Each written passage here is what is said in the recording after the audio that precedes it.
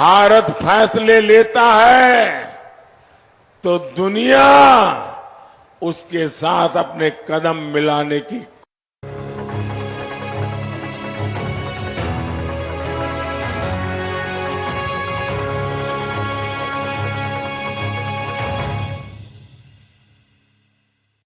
नमस्कार, मध्य प्रदेश छत्तीसगढ़ में आपका स्वागत है। मैं हूं आपके साथ भावना त्रिपाठी।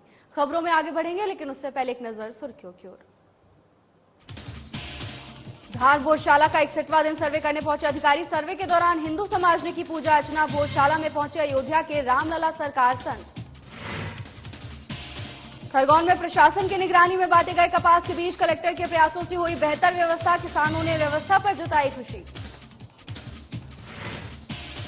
सिंगरौली में जिला पंचायत महिला सदस्य के साथ मारपीट। निजी कंपनी के एचआर ने किया मारपीट। युवा बेरोजगारों को रोजगार दिलाने गई थी महिला। शिवपुरी कलेक्ट्रेट कार्यालय के भूअर्जन शाखा में आग लगने का मामला। आग लगने वाले आरोपी को पुलिस ने किया गिरफ्तार। आरोपियों से पूछताछ कर जांच में जुटी पुलिस। शिवपुरी पुलिस की टीम को मिली बड़ी सफलता। चरस के साथ 3 तस्कर गिरफ्तार। तस्करों से पूछताछ कर जांच में जुटी पुलिस।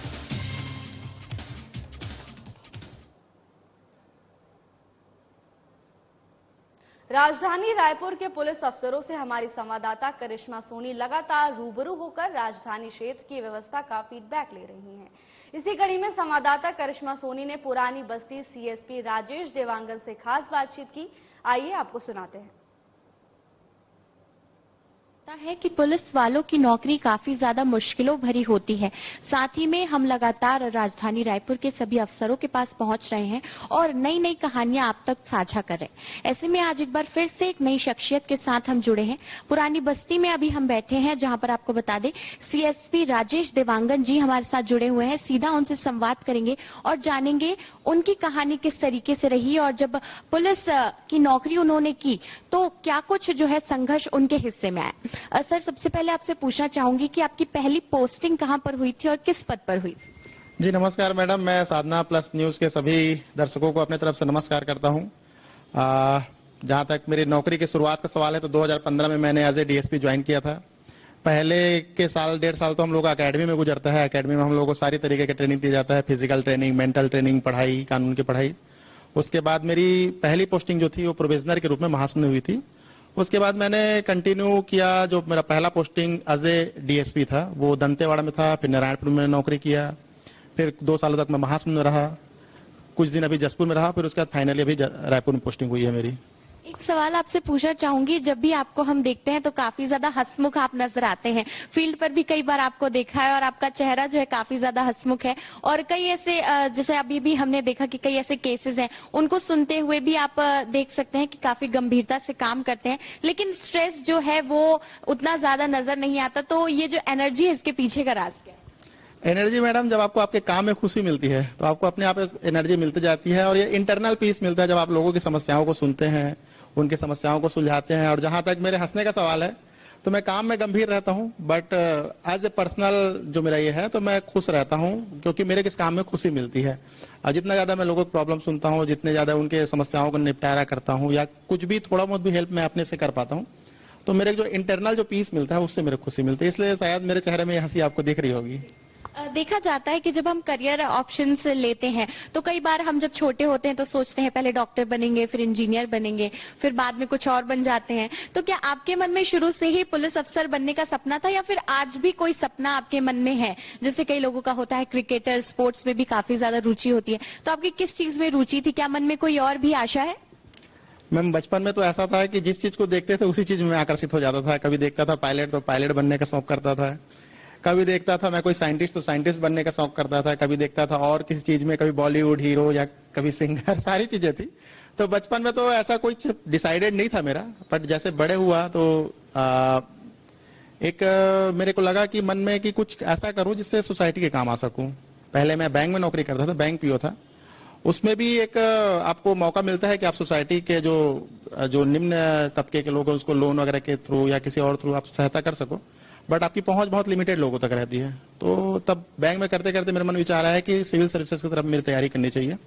सिविल सर्विसेज का मैंने प्रथम प्रयास में ये डीएसपी बन गया। और डीएसपी बनने के बाद इसमें जो चैलेंजेस दिखे, इसमें जो लोगों से जुड़ाव का जो बातें दिखी नौकरी में, उस समय इससे जुड़ गया और जब से इसको कर रहा हूं तब से तो इसको एंजॉय कर रहा हूं मैं। नक्सली बेल्ट में भी आपने बहुत ज्यादा काम किया है, तो वहां पर काम करना कितना रोमांचक था और कितना ज्यादा संघर्ष भरा रहा? नक्सल बेल्ट में काम करने का रोमांच अलग ही है मैम, क्योंकि हर दिन आपको एक नया चैलेंजेस मिलता है। आप कोई पैटर्न डिसाइड नहीं कर सकते। हर दिन आपको ये सोच के निकलना है कि कोई आपके ऊपर खतरा हो सकता है, या सामने वाले की रणनीति को समझना है कि नक्सली क्या रणनीति बना के चल रहे हैं आपके लिए। तो हर दिन एक नया चैलेंज रहता है, वहां भी काम करने के नए चैलेंजेस होते हैं। और साथ ही साथ जो भी नक्सल एरिया में काम करता है उसको यही सोच के करना चाहिए कि आपका पैटर्न नहीं होना चाहिए डिसाइड। आप कुछ भी कर रहे हो वो रूटीन नहीं होना चाहिए। आप जो भी करो वो रूटीन फॉलो करोगे तो दिक्कत होता है वहां पे। कोई ऐसी कहानी या कोई ऐसा केस जो आपको काफी ज्यादा लगा हो कि जब पूरा हो गया हो और बहुत मेहनत उसमें लगी हो, लेकिन उसके बाद की जो खुशी हो वो आपको दुगनी हुई हो, तो कोई ऐसा केस है क्या जो आपने सॉल्व किया? दंतेवाड़ा पोस्टिंग के दौरान ऐसा एक मेरे साथ हुआ था कि 2 बसों पे नक्सलियों द्वारा आग लगा दिया गया था। मुश्किल से 2-3 मिनट पहले ही मैं वहां से गुजरा था और फाइनली वो जो केस था किन नक्सलियों ने जलाया है, क्या घटना है, उसका जांच मेरे को ही मिल गया। जांच मिलने के बाद मैंने देखा कि एक व्यक्ति का नर कंकाल उसमें मिला है और इतनी बुरी तरीके से जल चुका था कि हम लोग को कुछ भी समझ नहीं आ रहा था कि ये कौन है, क्या है, या इसमें आगे क्या करना है। बट अल्टीमेटली कुछ दिनों बाद एक गुम इंसान की सूचना एक महिला के द्वारा हमारे पास आई कि मेरा जो पति है वो किरंदुल से निकला था, किसी बस में बैठने तक मेरे से बात किया, फिर उसके बाद से उसकी कोई सूचना नहीं मिल रही है करके। बट इतनी बुरी तरीके से जले नर कंकाल को फिर कलेक्ट करके उसको डीएनए टेस्ट कराना, डीएनए टेस्ट के लिए उस महिला का छोटा सा बच्चा था, 6 महीने का बच्चा था, उसका सैंपलिंग कराना, बहुत सारे चैलेंजेस थे। साथ ही साथ में हमेशा देखता था कि वो महिला ये केवल इसी चीज में लगी हुई थी कि क्या मेरा पति जीवित है या मर गया है। केवल ये चीज क्लियर कर दीजिए साहब आप लोग कि मैं किस कंडीशन में हूं, मैं एक विधवा हूं कि मैं एक शादीशुदा, अभी मेरा पति जीवित है करके। फाइनली हम लोगों ने कलेक्ट किया उसके नर कंकाल को, उस बच्चे का ब्लड सैंपल लिया। ब्लड सैंपल लेने के बाद उसको फॉरेंसिक भेजा। फॉरेंसिक भेजने के बाद में ये डिसाइड हुआ कि वो जो मृत व्यक्ति था, नर कंकाल था, वो महिला का पति ही था। तो एक सेटिस्फेक्शन मेरे को मिला कि एटलीस्ट उसका जो मन में डिलेमा था कि उसके पति के साथ क्या हुआ वो सॉल्व हुआ। साथ ही साथ फिर उसको हम लोगों ने और सहयोग करते हुए कलेक्टर साहब से, उस समय जो तत्कालीन कलेक्टर थे, उनसे बात करके उनको नौकरी भी दिलाई। साथ ही साथ उनको जो भी ये मिलना था, उनको पारितोषिक मिलना था उस संबंध में, केस के संबंध, नक्सली घटना के संबंध में, वो सारे पैसे वगैरह मिले। तो एक इंटरनल सेटिस्फेक्शन उसमें मेरे को मिला था कि एक महिला जो असहाय थी उसका हम लोगों ने सहयोग किया अपने इन्वेस्टिगेशन से। एक कहावत भी है, हम सुनते हैं कि पुलिस वालों की ना दोस्ती अच्छी होती है ना दुश्मनी अच्छी होती है। ज्यादातर लोग इसका इस्तेमाल करते हैं और कहीं ना कहीं जनता भी पुलिस वालों से दूरी बनाकर चलती है कि काफी ज्यादा चक्कर लगाने पड़ते हैं। तो ये जो दूरी है इसे किस तरीके से देखते हैं और खत्म करने के लिए क्या कुछ प्रयास किया जा सकता है? मैडम, मैं एक चीज मानता हूं कि किसी भी पुलिस वाले को एक चीज ध्यान रखना चाहिए कि अपराधियों में आपके मन में भय हो और जनता को आपके प्रति विश्वास हो।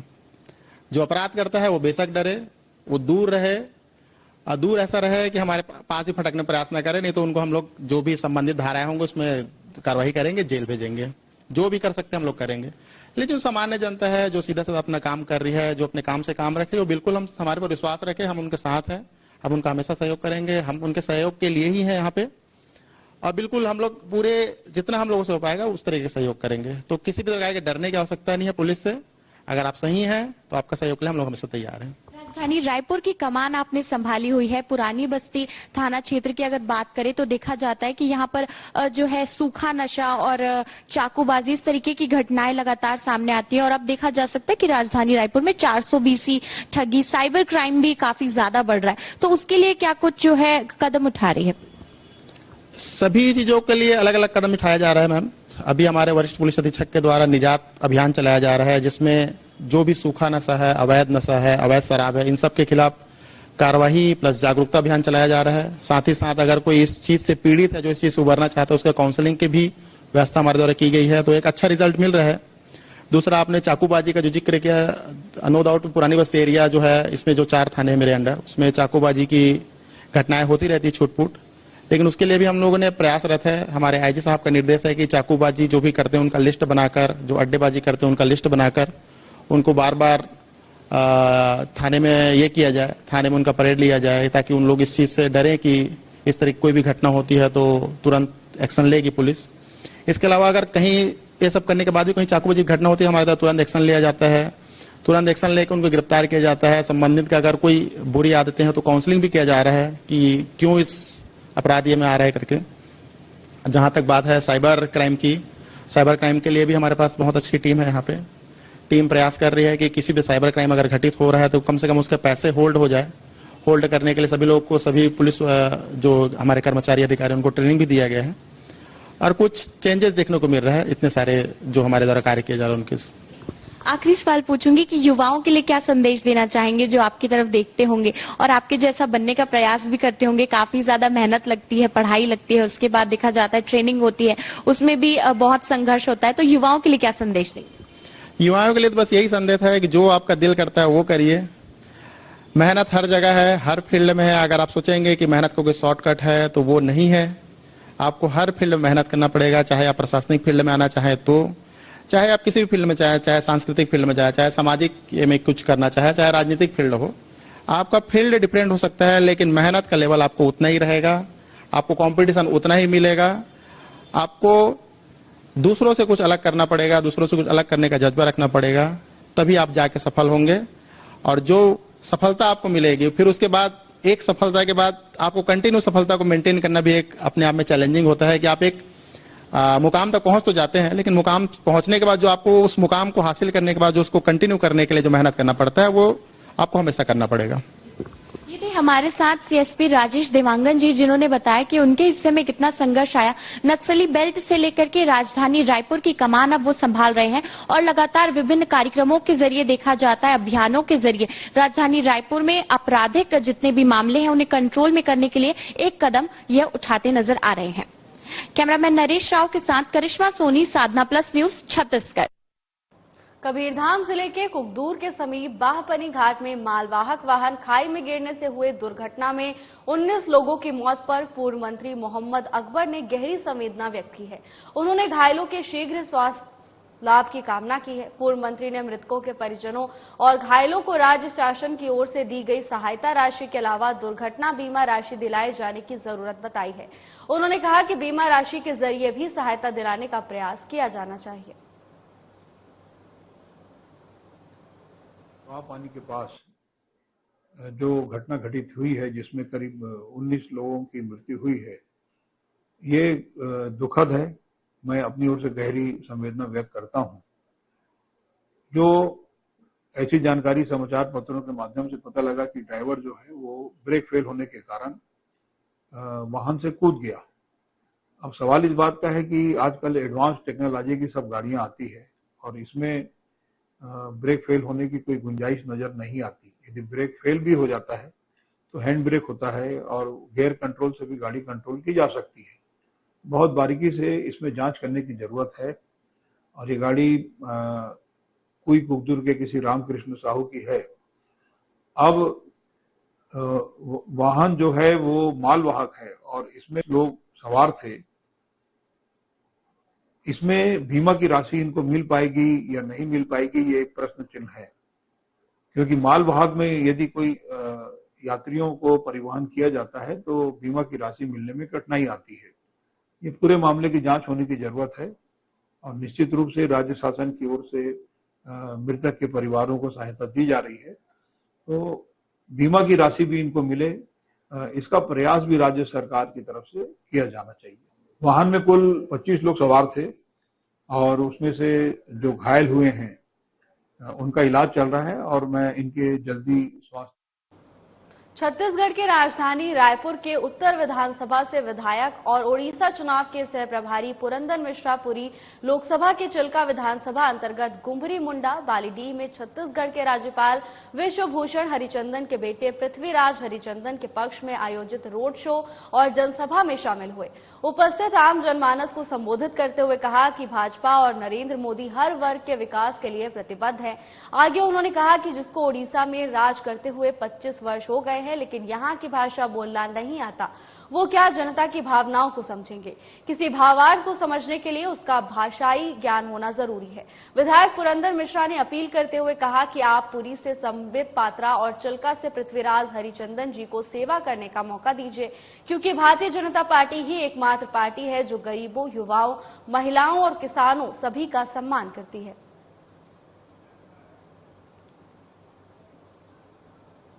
भारत के पूर्व प्रधानमंत्री और कांग्रेस नेता राहुल गांधी के पिता राजीव गांधी की पुण्यतिथि मनाई गई। इस मौके पर राजधानी भोपाल में पीसीसी कार्यालय में श्रद्धांजलि सभा का आयोजन किया गया, जहां पर कांग्रेस नेता पीसी शर्मा, कांग्रेस प्रत्याशी अरुण श्रीवास्तव समेत सभी कांग्रेस कार्यकर्ता शामिल हुए।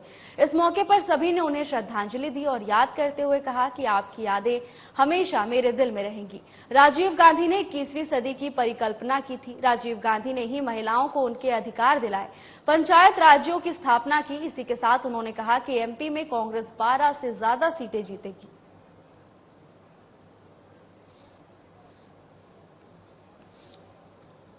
पत्रों में है कि सब टैक्स बढ़ाने वाले हैं ये 4 तारीख के बाद, नगर निगम के, पानी के और जितनी भी जमीनों के सब टैक्स बढ़ाने वाले हैं और जनता को चूसने वाले हैं। ये सब बातें समाचार पत्रों में छपी है।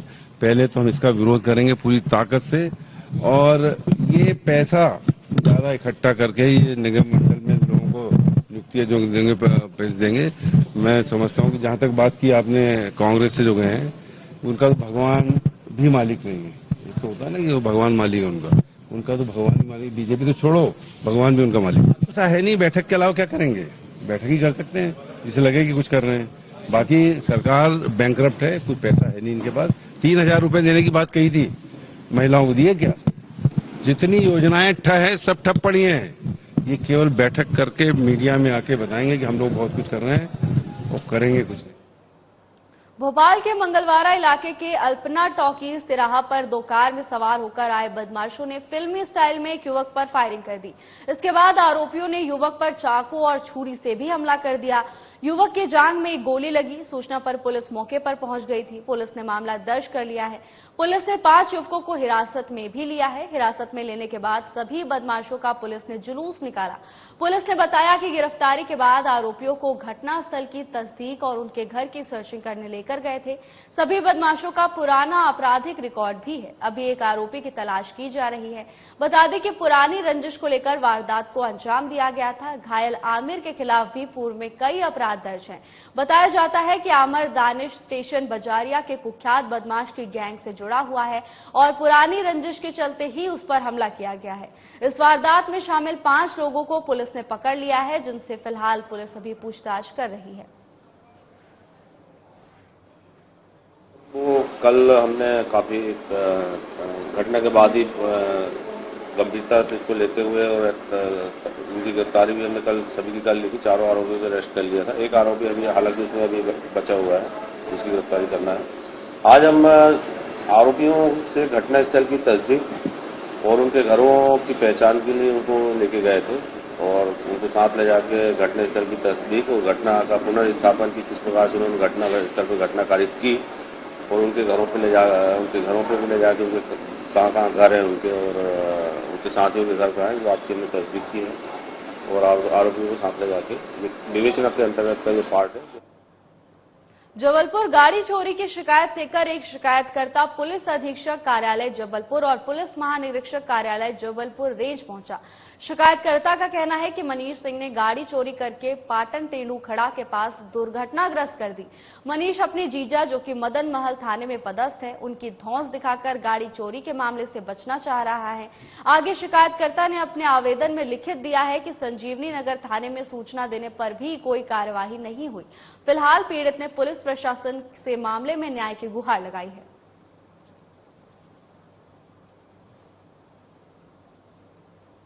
बालाघाट जिले के बिरसा जनपद पंचायत के अंतर्गत ग्राम माटे गांव में कुछ दिन पहले ग्राम माटे में एक आदिवासी युवती आरती मरकाम के साथ दुष्कर्म की घटना को अंजाम देकर उसे गोली मारकर हत्या कर दी गई थी, जिसकी प्राथमिकी बिरसा थाने में दर्ज है, जिसकी जांच प्रक्रिया जारी है। जिसके विरोध में सर्व आदिवासी समाज के द्वारा गोंडवाना सामुदायिक भवन में बैठक आयोजित कर हजारों की संख्या में रैली निकालकर माननीय एसडीएम साहब बैहर को मुख्यमंत्री एवं राष्ट्रपति के नाम से ज्ञापन सौंपा। जिस प्रकार से पूरे देश में आदिवासियों के साथ में जिस प्रकार से अत्याचार और अपराध हो रहे हैं, और इसी प्रकार की घटनाएं जब देश में एक सामान्य वर्ग की लड़की के साथ में होता है, जिसका निर्भया कांड हुआ था, पूरा देश खड़ा हुआ था, पूरा समाज मानवीय दर्द को सह रहा था। लेकिन जब आदिवासियों का मामला आता है तो उस समय हमारी माता बहनों के साथ में जिस प्रकार का बलात्कार और अपराध होते हैं, उसके लिए और समाज में मानवीयता क्यों नहीं जागती, ये मेरा सारे मीडिया के माध्यम से सारे देश के समाज से एक सवाल है। और इस प्रकार से जो जघन्य हत्या और उसके साथ में बलात्कार हुआ है आरती मरकाम के साथ में, जो नाबालिग बालिका थी, और उसके साथ में ये जो जन आक्रोश पैदा हुआ है, कहीं ना कहीं न्याय पर से भरोसा हम समाज का उठ चुका है। और हमने आज ज्ञापन के तौर में इसलिए अल्टीमेटम दिया है कि हर बार की तरह इस बार हम अंतिम न्याय तक पहुंचेंगे। अगर शासन न्याय नहीं देती तो हमारा पूरा समाज मिलकर शासन प्रशासन के खिलाफ भी और उस अपराधियों के समाज के खिलाफ भी अपना कदम उठाएगा, और उस अपराधी के घर में खुद बुलडोजर बन के जाएंगे और उनके घर। कलेक्टर कुणाल दुदावत ने मंगलवार को स्वास्थ्य विभाग द्वारा संचालित कार्यक्रमों की समीक्षा की। जिला कार्यालय के भूतल स्थित सभाकक्ष में आयोजित समीक्षा बैठक में कलेक्टर ने स्वास्थ्य केंद्रों का निर्माण तेजी से पूरा करते हुए हस्तांतरित करने के निर्देश दिए। इस दौरान उन्होंने स्वास्थ्य केंद्रों के निर्माण में लापरवाही बरतने वाले ठेकेदारों को ब्लैक लिस्टेड करने के निर्देश भी दिए हैं। वहीं अन्य ठेकेदारों को भी नोटिस जारी करने के निर्देश दिए गए हैं। कोंडागांव अखिल भारतीय पूर्व सैनिक सेवा परिषद के तत्वाधान में स्वच्छता अभियान चलाया गया। प्रत्येक रविवार को अखिल भारतीय पूर्व सैनिक सेवा परिषद कोंडागांव के द्वारा बंधा तालाब पार्क के अंदर और बाहर झाड़ू लगाया जाता है और तालाब में से जलकुंभी को निकाला जाता है। इसी कड़ी में फर्जगांव ब्लॉक में स्थित एकमात्र क्रिकेट स्टेडियम के अंदर और बाहर चारों तरफ साफ सफाई की गई। इस अवसर पर कोंडागांव ब्लॉक में मुख्य नगरपालिका अधिकारी राजेंद्र पात्रे, अखिल भारतीय पूर्व सैनिक सेवा परिषद कोंडागांव के संरक्षक और बस्तर संभाग प्रभारी सुब्रत साहा समेत निशुल्क सैन्य प्रशिक्षण ले रहे कुल 400 परीक्षार्थी शामिल रहे।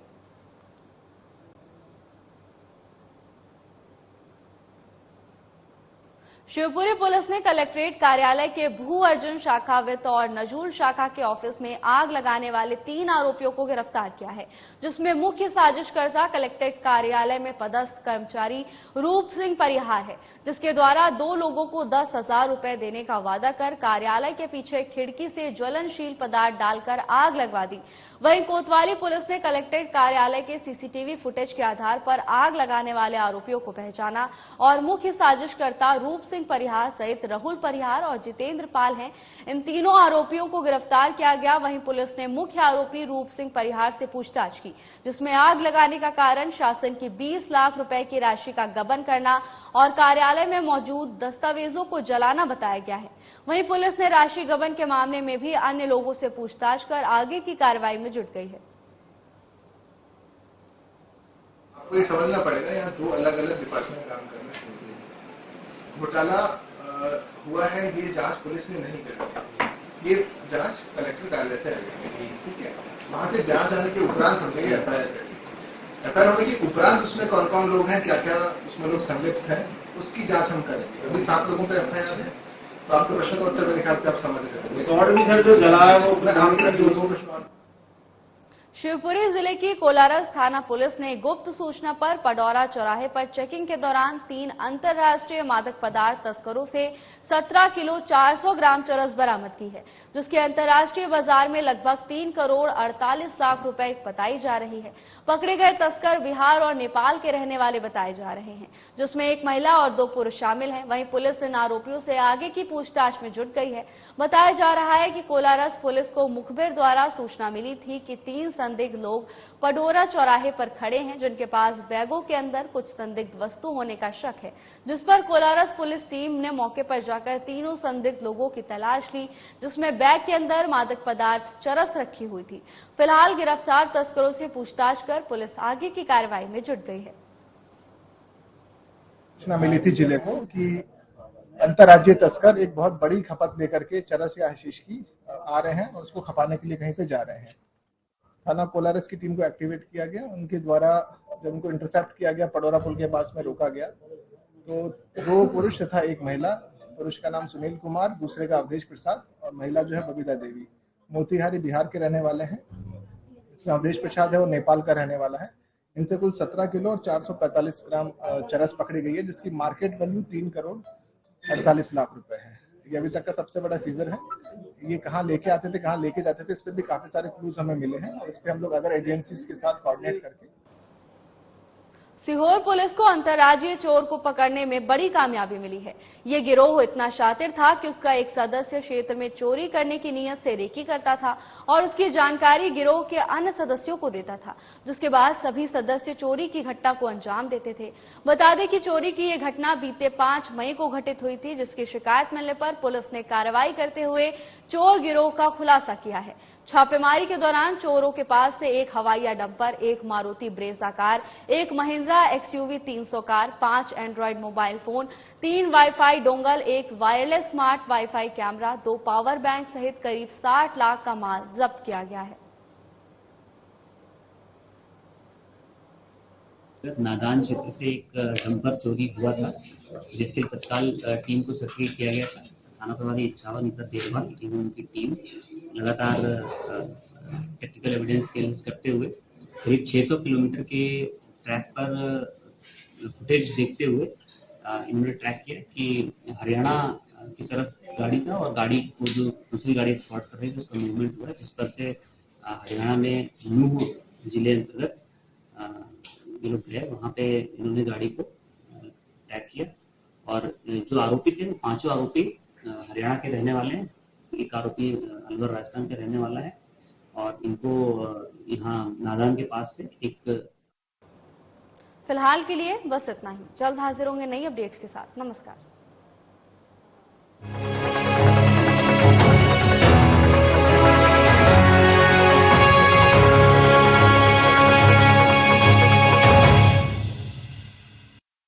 क्या आप दुबले पतले कमजोर हैं? आपकी सेहत नहीं बनती, भूख कम लगती है, वजन नहीं बढ़ता? दरअसल मेन बात खाना पीना खाना नहीं है, मेन बात है खाया पिया शरीर को लगना। और अगर खाया पिया लगेगा ही नहीं तो आपकी सेहत बनेगी कैसे? इसलिए हमारी संस्था सन्यासी आयुर्वेदा ने एक ऐसी दवा का निर्माण किया है जो कि आपके लिवर को, आपके पाचन तंत्र को दुरुस्त करने का काम करती है, ताकि आप जो भी खाएं